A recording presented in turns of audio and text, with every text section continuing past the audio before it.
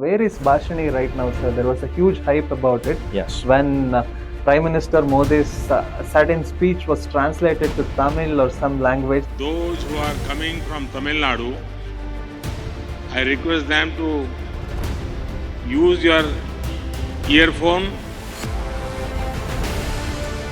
First time using AI technology. It's all about disruption. They need to be quick.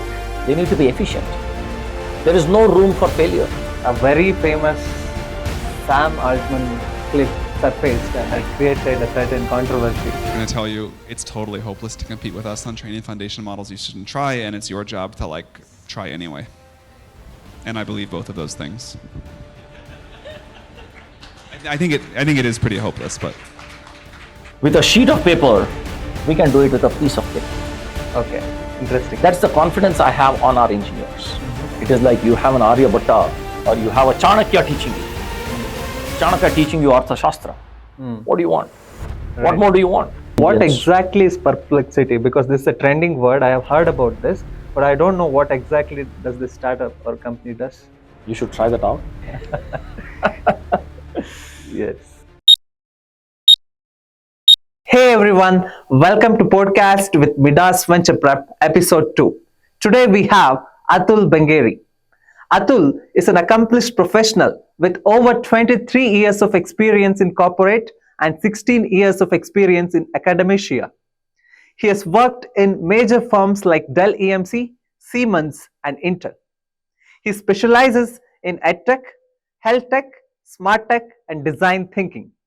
In Midas, he coaches our students on artificial intelligence and design thinking.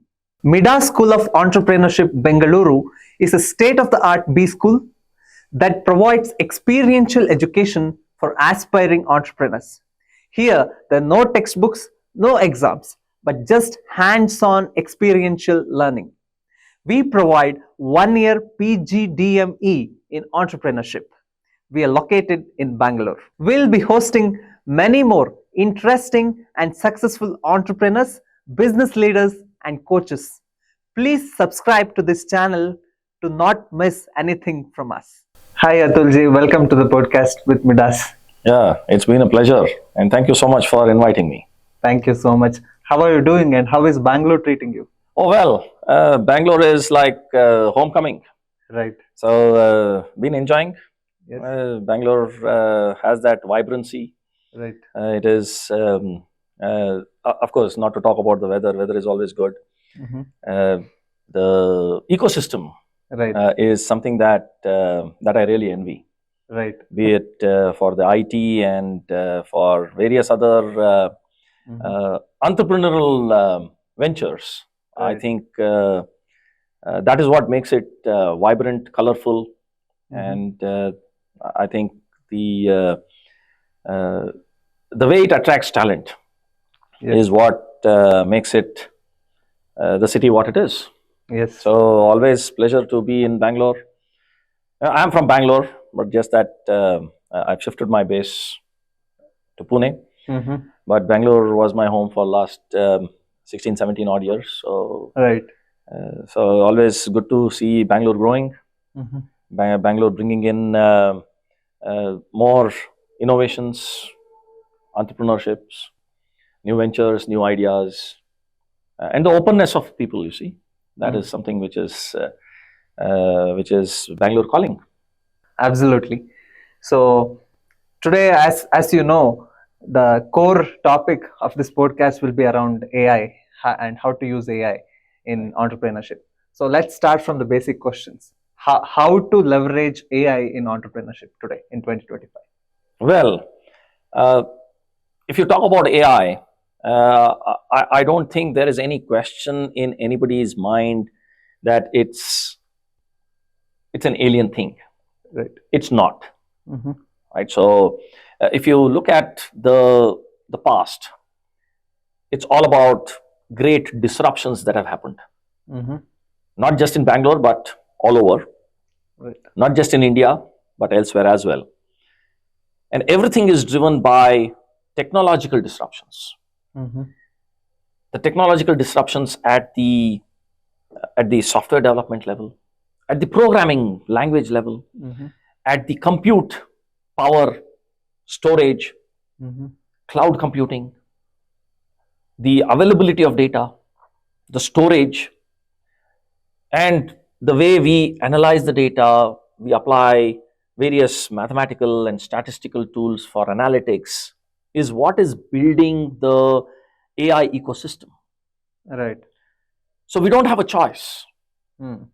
Nor the industries, nor the medium and small size enterprises, nor startups.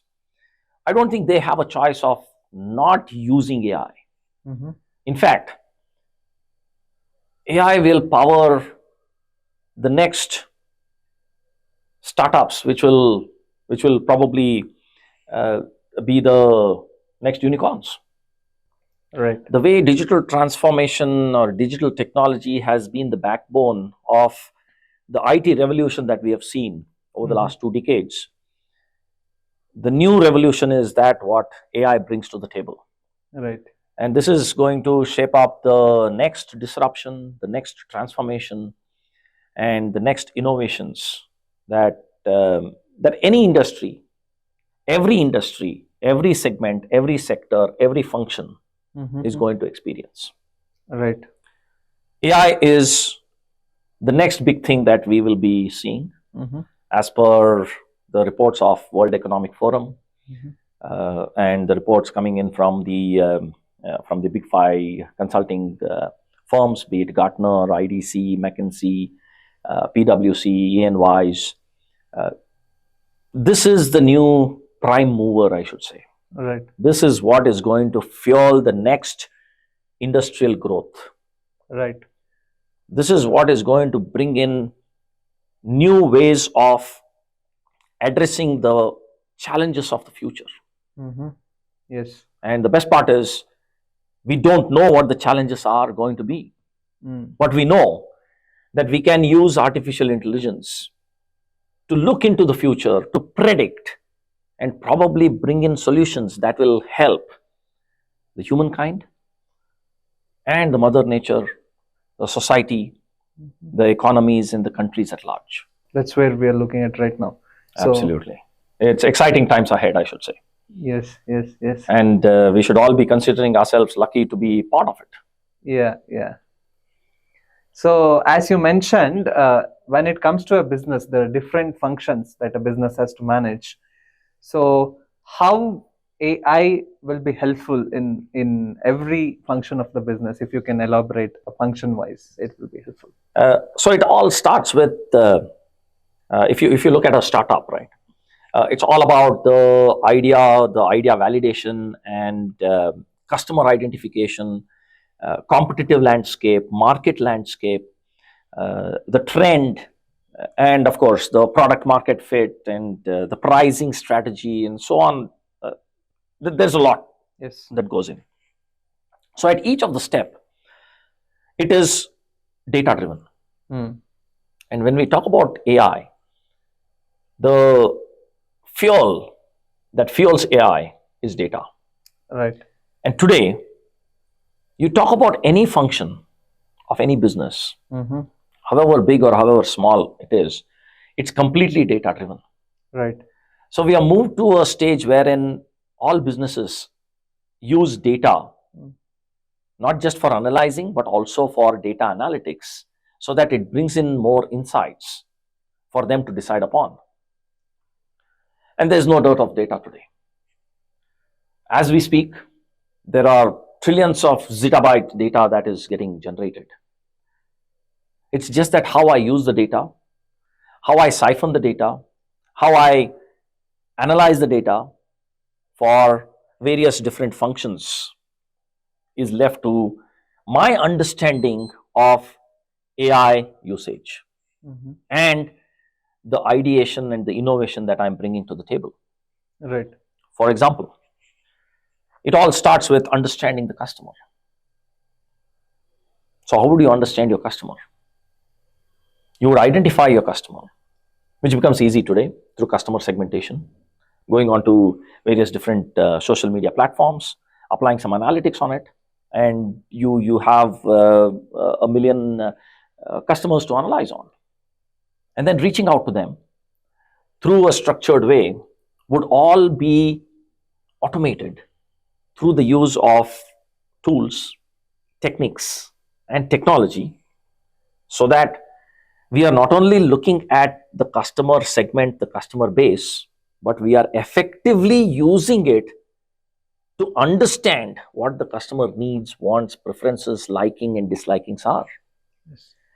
This is how I will empathize with the customer. This is how I will identify what the needs are, which will help me in validating my idea much before even I take it to the MVP level, the minimum viable product level. Yes. So that is the power of AI, which gives every entrepreneur the strength to leverage upon. Now that I've validated my idea, I've identified my customer segment, I've done some testing, and I'm confident enough that the idea is going to fly, I would take it to the next level of defining and bringing in the MVP, and then testing my MVP again back. So it's going back and forth. Yes. With the use of the right tools, techniques, and technology, the time taken for doing all of this gets compressed. Yeah. And this is exactly what every entrepreneur needs today. Every business needs. They need to be fast. They need to be quick. They need to be efficient. There is no room for failure. So this helps in mitigating the risks.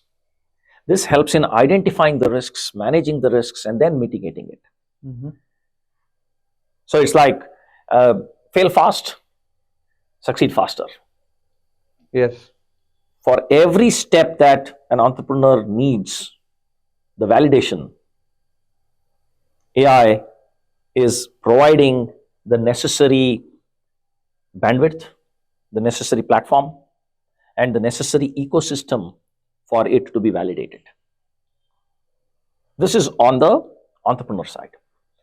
If you look at established businesses which have been there for quite some time now, they have been using systems. They've been using CRM systems. They have been using their internal information systems. They've been managing information. They've been managing data for a long time. Yes.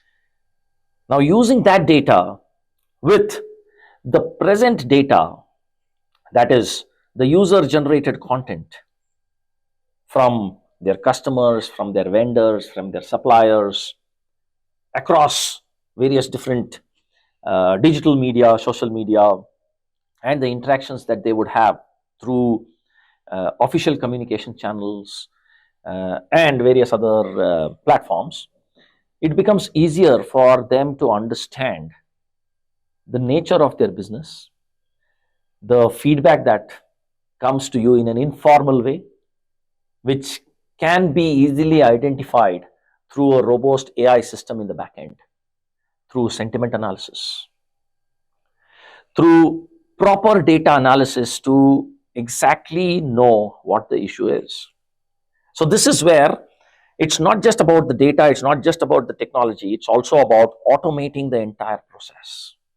So once the automation is in place, it becomes easier for an organization to take faster, efficient, and correct decisions, whether it is tactical, whether it is operational, whether it is strategic, or whether it is for marketing.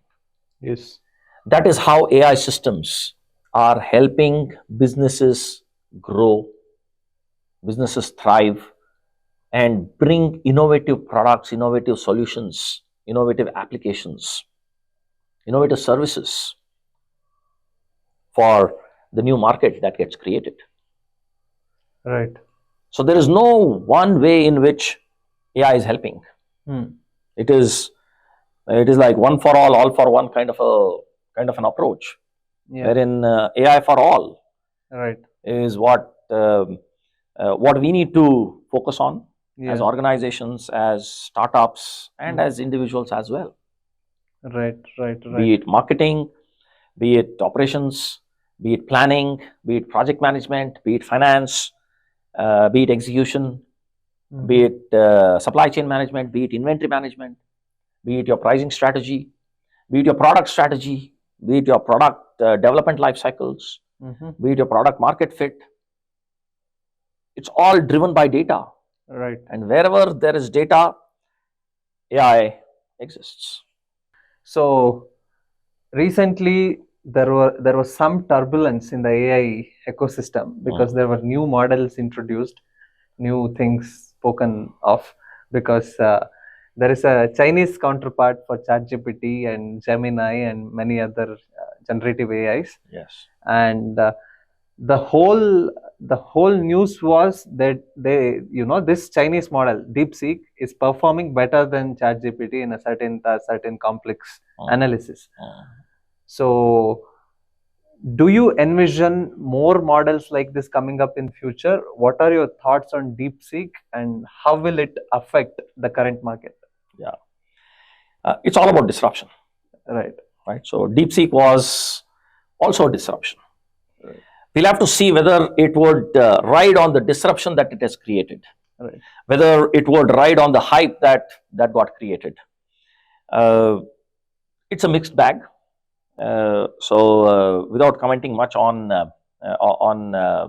what it can do and what it cannot do, the crux of the matter here is that the models that are being built is just the tip of the iceberg. In a country like India, we need hundreds of such models because of the diversity that we live in. Right. Because of the various different nuances that India is made up of. So one size fits all actually doesn't work. It doesn't work anywhere. More so when it comes to such kind of initiatives and such kind of disruptions. For example, when we talk about models, right? So the foundational model is basically built around LLMs. Right. The large language models. Now, these large language models are trained with pre-existing data. And pre-existing data, for all you know, is all in English. Now, what's the percentage of population in India in general who are or who is comfortable with English as a primary language? Probably minuscule. Yes. For a country like India, we need LLMs for every language. That's a great point. Yes. We need we need LLMs, not just for language, but we need probably LLMs for every dialect. Right. This will be a renaissance of the various different cultural aspects, the various different diversity aspects of India. Not just on the language side, but in terms of the culture, the history, the agriculture, the folklore, and a whole lot of things that come along with the culture of a particular place. Yes. And when we talk about dialect, probably we have thousands of dialects in India. Definitely. Yes. Right. So this is the opportunity, and Government of India is working really hard and bringing about this through various initiatives of theirs. One of it is Bhashini. Right. So Bhashini is a good initiative from the government, which is bringing in the language aspect and the dialect aspect, and helping build the LLMs, Right. which becomes a foundational model for people to interact with technology seamlessly. Right. It becomes conversational. Yeah. Where is Bhashini right now, sir? There was a huge hype about it. Yes. When Prime Minister Modi's certain speech was translated to Tamil or some language, I don't remember properly. You're right. But there was a huge hype created around that. Where is Bhashini now? Is there any development on the model? There's a lot of development happening in the back end. Okay. It's not just the government, but it's the complete ecosystem which is working. Yeah. And when I say ecosystem, it is the industry partners, and various different agencies like the NASSCOM and the CII and the FICCI and other industry players, of course, without naming any one of them, like the IBMs and the Microsofts and the Right. Intels of the world, Mm-hmm. they're all playing their role. Right. Right. So very soon you will see a lot happening. Yes. But again, it is participative. Right. We all need to participate. Mm-hmm. We all need to bring in the hidden treasures Yes. and put it onto the digital platform which the government has given us. Yes. Yes. And that's how Bhashini will improvise. Definitely. It's all about data. Yes. The more data I feed in, better my model would be. Yes. Yes. And that is what I'm referring to. Definitely. And other than that, very recently, Mm-hmm. the government of India also brought in India AI. Mm-hmm. That's a platform wherein they are providing data sets across different sectoral initiatives Mm-hmm. with a focus of bringing in the ecosystem to use the data set to build AI solutions and AI applications.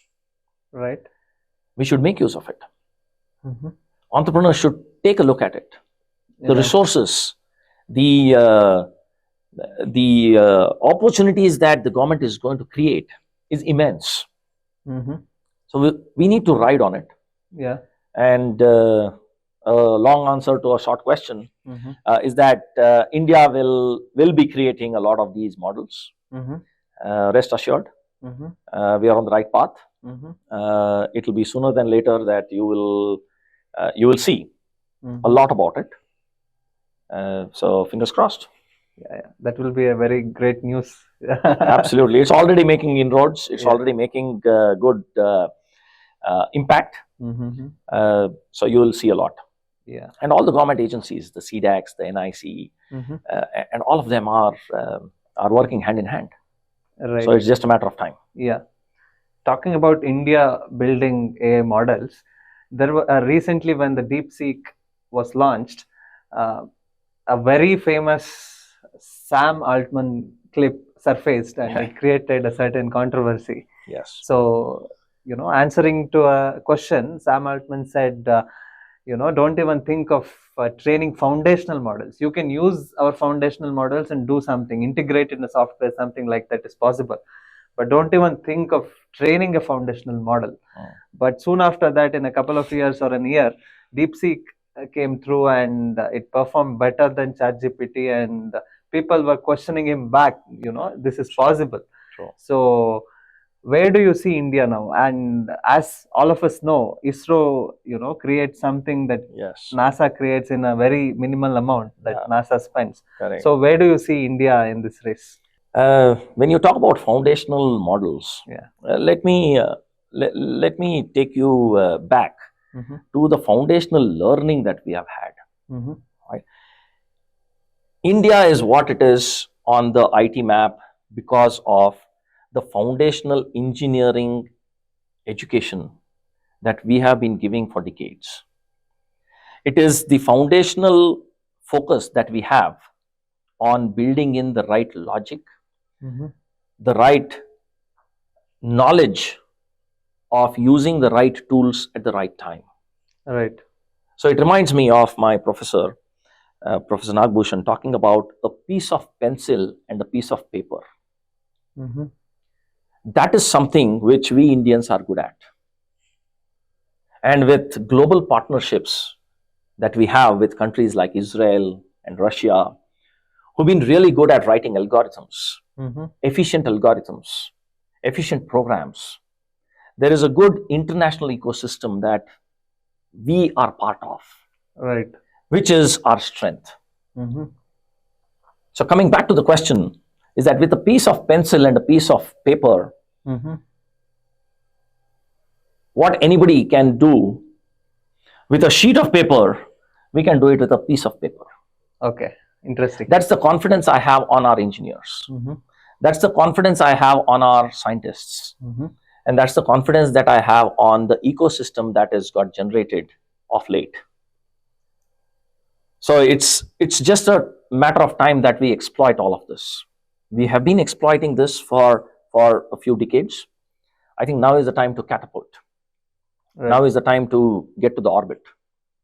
And we are seeing a few successes, especially in the BFSI segment, in health tech, in agri-tech, EdTech, of course, fintech. All of these are the next opportunities or the drivers which will need AI to power the next level of growth. Right, great. So again, a trending question. Recently, the Grok AI from Elon Musk got launched. I think it was launched earlier than this, but it came to the trending news probably last weekend or so. So Indians are asking all kinds of questions to Grok AI on Twitter. So what do you think about Grok AI? Is it better than ChatGPT? What is the market saying?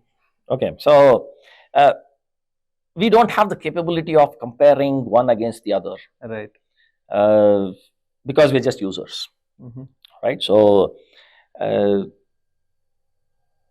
part is that it's a GPT, right? So GPT is generative pre-trained transformers, right? So each of them uses almost the same data that is available for pre-training their models. Right. The way you would pre-train is your trade secret. Otherwise, the data that is being used is the same data everybody is using for their models. Yes. So the way ChatGPT would have trained the data, or rather, they would have trained the models for using the data and then deciphering the data, would be a little different than what Grok is using. It would be different than what your Copilot is using. It would be different than what your Cloud AI is doing. It is different than what Dale or your Bard is doing. Yes. So they use different logic, or maybe a different set of instructions that have been given. Right. That's the only difference. Right. Otherwise, it's the same old number of parameters, the billions and billions of parameters that are being used, right. The way the tokens get exchanged, the way the interaction happens. It's a no-brainer today. Yes, yes, yes. So it's all about how we as users would make use of it. So it's like you have an Einstein, right? All these models are Einsteins, okay? Okay. So how would you make use of an Einstein? The way you would make use of an Einstein is different. The way I would make use of an Einstein is different. Yes, yes. Right? Yeah. So if I want my Einstein to give me a recipe for making a good, pastry, I'm misusing him, or rather I'm not using him for the right, underusing him. Yes. That's the word. Yeah. Right? Whereas if I use Einstein to build a mathematical equation which has been unsolved, that's where probably I'm probing more. Yes. So it's all about how I prompt the model to get the response. Right. It has a lot. Yeah. It all depends on how I prompt, how I dig, and how deep I go. Yeah. So that leads me to the other important aspect of prompt engineering. The better you prompt it, the better questions you ask, the intelligent questions you ask, the responses would be better. Right. Responses would be intellectual. That is how you should train yourself first. Yes. To start interacting with these models. Yeah. We are also very new and raw to such disruptions. You're just playing with it as of now. You're playing. Yeah, we are all playing with it, right? Yes. So nothing wrong in playing. Yeah. That's how we learn. Yes. Right? But this needs to improve. Yeah. Right? So it's like garbage in, garbage out otherwise. Yeah. It's like gibberish. Yeah. You can use it for fun. Yes. But then, please understand, there is an Einstein in every model. How will you make use of that Einstein? There is a C.V. Raman in every model. There is a Ramanujam in every model. There is an Aryabhatta in every model. There is a Sushruta in every model. How are you going to make use of it? On your fingertips, you have an Aryabhatta. Right? What else do you want? Yeah. This is where I think the Indian knowledge system will see the new dawn Mm. thanks to AI. Yes. All the scriptures Mm. of centuries old Mm. would all get into the digital ecosystem. Mm. And then it is like you have an Aryabhatta or you have a Chanakya teaching you. Mm. Chanakya teaching you Artha Shastra. Mm. What do you want? What Right. more do you want? Right. Right. Right? Right. So the next thing that I'm seeing is a AI university being created, Mm. wherein I decide from whom I would want to get Interesting. taught. Mm-hmm. That is the power of these foundational models. Right. That is the power of AI. Mm-hmm. That is the power of what India stands for. And India stands for knowledge. Mm. India stands for the immense educational prowess that we have had for centuries. That is what is going to come to the fore through all such initiatives. Yeah. That's why I said it has to be participative. We will have to participate. Yes. Yes. Important. Very important. Yeah. You mentioned a very interesting term called prompt engineering. Yeah. And I see a lot of ads right now on my YouTube saying I earned a 42 LPA job learning prompt engineering, and from a certain creator actually. I know. So do you think the market is so advanced that somebody gets a 42 LPA job with prompt engineering? Is it exaggerated, or what do you think? With just prompt engineering, I don't think that's the Yeah. that's the salary that you would get. Okay. Well, somebody is marketing their course, Mm-hmm. and maybe somebody would have attended their course who's already into a job with that figure salary. Mm-hmm. So maybe it's a marketing gimmick. Okay. But prompt engineering is very important, Mm-hmm. and there are various different prompt engineering techniques as well. Mm-hmm. So the better you get equipped with understanding the different techniques of prompt engineering, Mm-hmm. the better it will be to get out the knowledge Right. out of the model. Mm-hmm. Definitely. Right. Yes. So people are there to market. Yes. Of course. People are there with the use of AI. Mm. We should also be aware of and be careful of the unethical use of AI. Definitely. Yes. This brings in an aspect of ethical AI as well. Right. Like ethical hacking, now ethical AI is a new term. Yeah. Exactly. Yeah. Yeah. So we need to be aware of all of this, Mm. right? And there is a lot. You spoke about DeepSeek, but Right. I would want to get your focus on the deepfake. Definitely. Yeah. Deepfake is something that people should understand, right? And the cardinal rule on the digital platforms and social media platforms today should be that don't believe anything that comes your way. Yes. Yes. For all you know, it may be AI generated. Yeah. For all you know, it may not be authentic data. Definitely.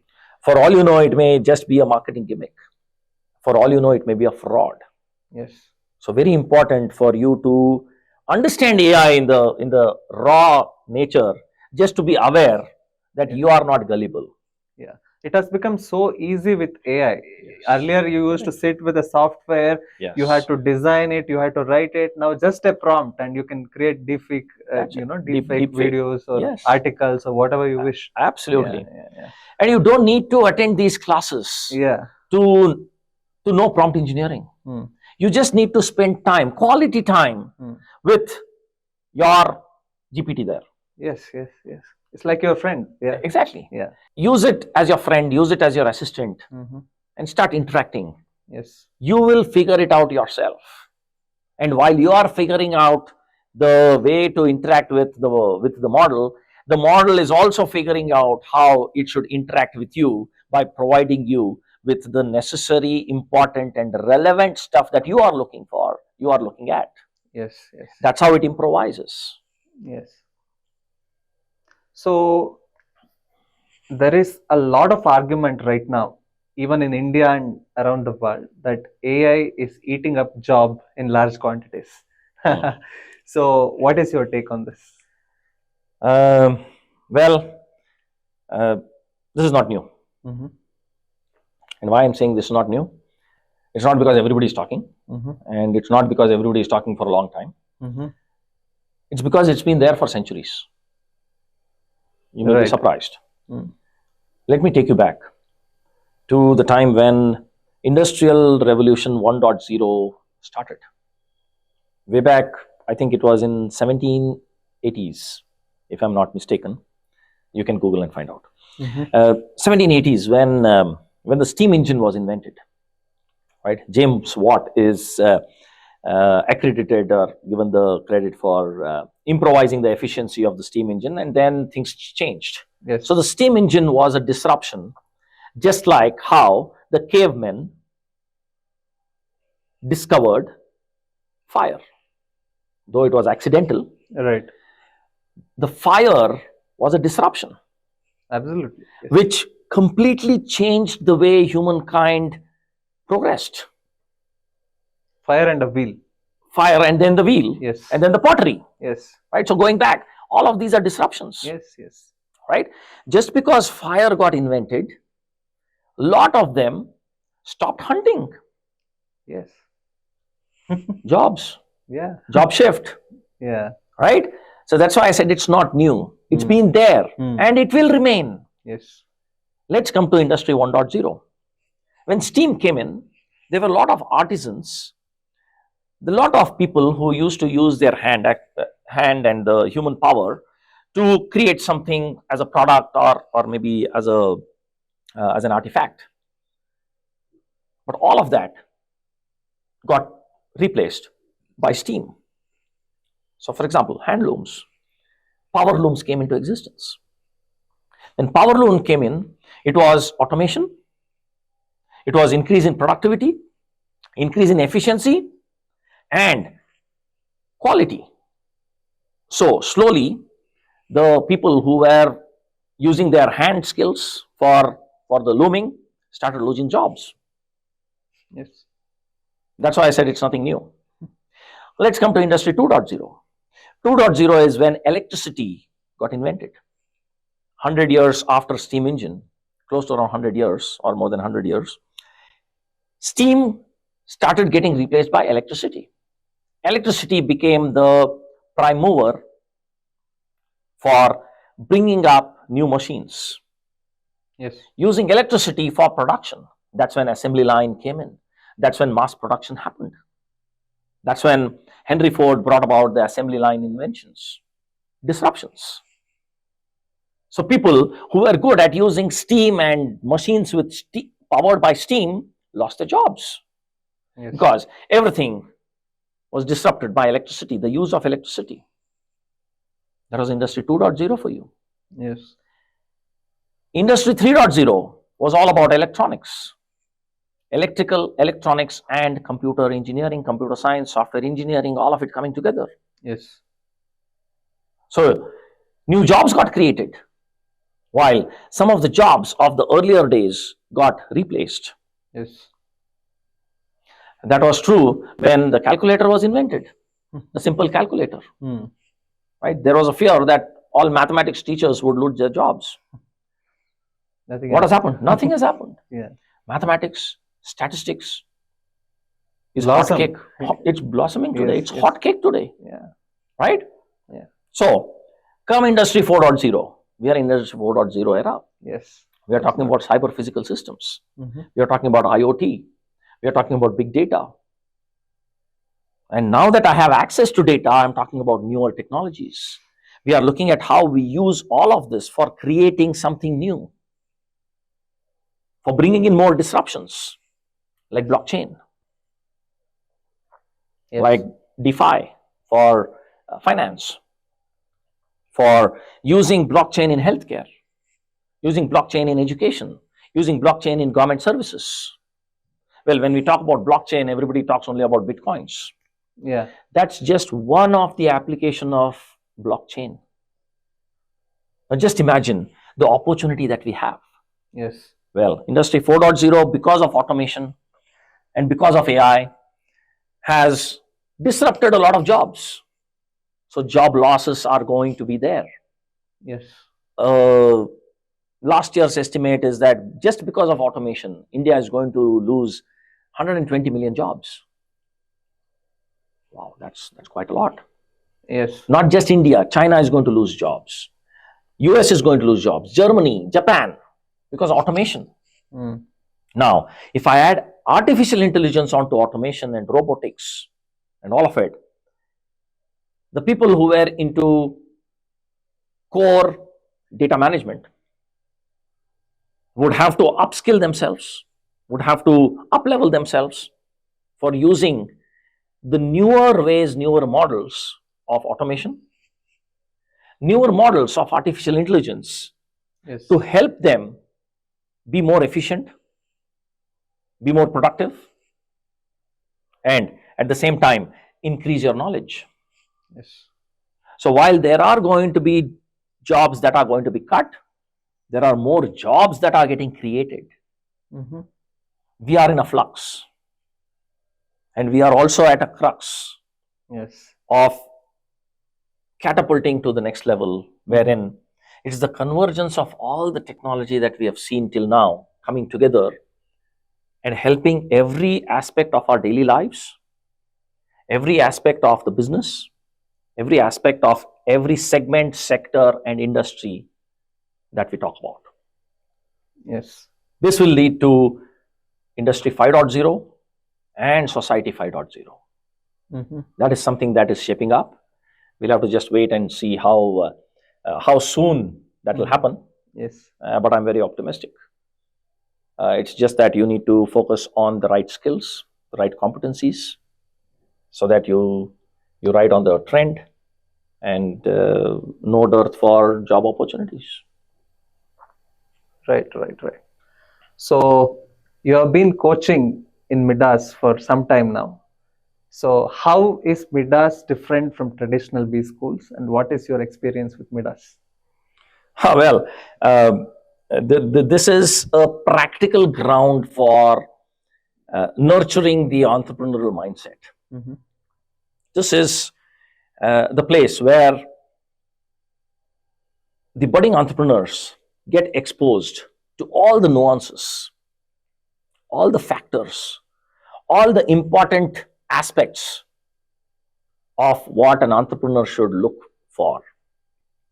Be it in bringing in disruptions in their existing family businesses, or bringing in some disruption with a new idea to complement and supplement their existing business, or to completely bring a tangential product, tangential idea, tangential solution, which will probably shape up as the next unicorn.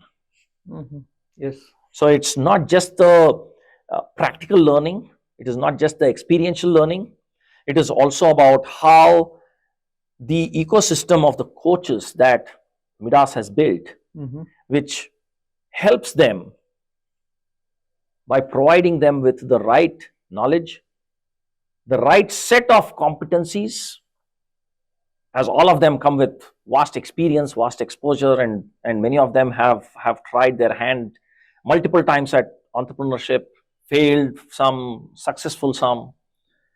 So that is exactly the plus point that I see, which would help all the students who come to Midas to pick the brains. Now here we have the coaches like the Chanakyas and the Aryabhattas and the Sushrutas and the Einsteins and C.V. Ramans of the world. It's for them to prompt engineer us and make the best use of it. Good metaphor. Absolutely. That's the difference. And it's been driven by a vision. It's driven by the visionary, taken forward by the next generation. And here we are. The dream of, not dream, I should not say it's a dream. The vision of creating 10,000 entrepreneurs is just a matter of time. Very soon we'll be seeing that and we'll celebrate. Definitely. So coming back to the AI space, now Indians are globally known for their mathematics. People around the globe say Indians are very good at mathematics. So AI and algorithms are something very close to mathematics. But India's one major issue is India faces brain drain all the time. all the top talent either work to foreign enterprises, or they will move out and create their things, their own enterprises on the foreign land.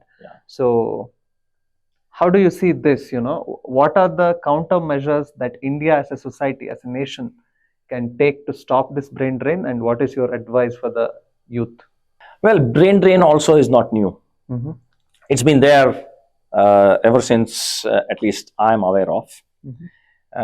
So that's going to remain, I suppose. Maybe the percentage may vary up and down.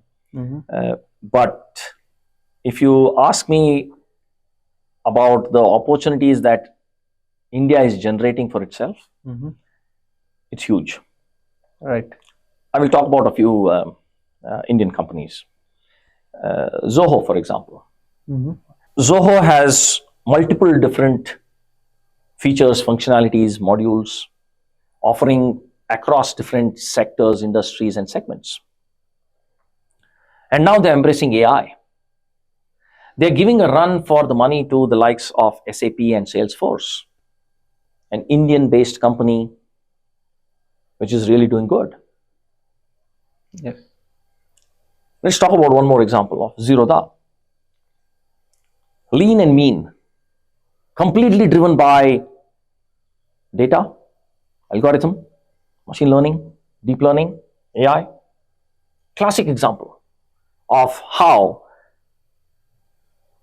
a player can be disruptive when the uptake from the general public for the stock market is not high.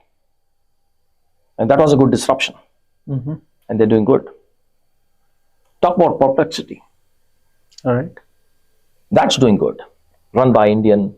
What exactly is Perplexity? Because this is a trending word. I have heard about this, but I don't know what exactly does this startup or company does. You should try that out. They have built models. They have AI solutions, AI applications, which would be a combination of a few GPTs all put together. I see. Right? An interesting use case would be by using prompt engineering, for example, right? So it helps you in creating creative content, which brings in a particular context, which will help in better connect the cultural nuances, for example, or the culinary nuances. It becomes very specific.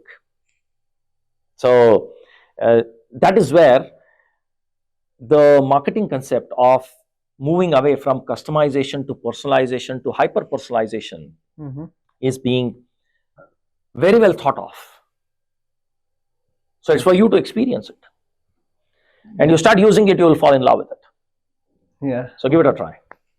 Definitely. So coming to the final question of the day. For a 20-year-old young boy or a girl, so if he has to leverage AI in his career, or he wants to start something of his own, what is the route map he has to take? How he should be on top of the trends, and what are the things he should do? Okay. So first and foremost, this generation is very lucky. They have access to the latest information. Yes. They have access to the latest tools, techniques, and technology, which the earlier generation didn't have. So my first advice would be to capitalize on the access that they have. Access to not just information, not just the knowledge, but the entire ecosystem that they have. They need to understand the nuances of all of this, especially when it comes to AI. AI is the buzzword, right? Anything and everything gets considered today or gets positioned as AI. Well, it is not. So to be really truthful to the word artificial intelligence, they need to understand the basics of artificial intelligence. I'm not saying that they should be good at coding, they should be learning Python programming or R or something of that kind, but they should at least know the components that go into building an AI system, the business knowledge that they would need to build so that AI would help build it further. The right resources that would be needed at the right time, which would help them in minimizing their investments, is a good acumen to have. And most importantly, keep an eye on the changing market environment, market trend, and ride on the trend.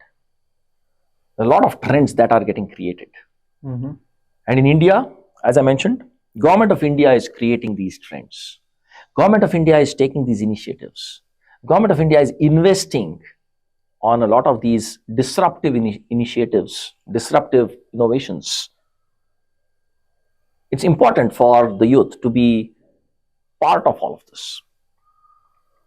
They should be part of the various different programs that Government of India conducts, like the hackathons, the business challenges, the startup challenges. So it's important that they should find opportunities to learn from this exposure. The ecosystem is building now. Yes. And it's building fast. Whether it is the incubation centers, whether it is the knowledge centers, whether it is the mentorship, whether it is the entrepreneurship programs like ours, whether it is about the funding opportunities, whether it is the HNI network, whether it is the VC network, the various different options that the government provides under grants, loans, debt funding, equity funding, a lot of programs being driven by the government, by private entities, by various different agencies. It's important that they be part of it. And they invest their time, effort, money, sweat and blood into it. Only then I think they will be able to bring about the right disruptions. And the youth today is lucky, of course. Is also blessed because they have not just the availability of information and not just the accessibility to it, but also it's affordable to them. So what else does the youth need? The youth only needs to get all of this together and just capitalize on it. Right. And people are there to provide them with the right directions. And that's it. That's about it. Right. The other advice is don't fall prey to any of the deep fakes. Don't fall prey to any of the cheap gimmicks. Right. Don't find a shortcut. Don't find a shortcut. Yes. That's the last thing, yes. Because it reminds me of a adage saying, life is a marathon and you can't sprint a marathon. Yes. And you won't last long. You would not. Yes. So you decide. Yeah. Right. So that's about it. Yes. Thank you so much for your time, sir. It was a pleasure hosting you. Thank you. Thank you so much. Look forward to hosting you again. Yeah, of course. Look forward to. Thank you. Thank you.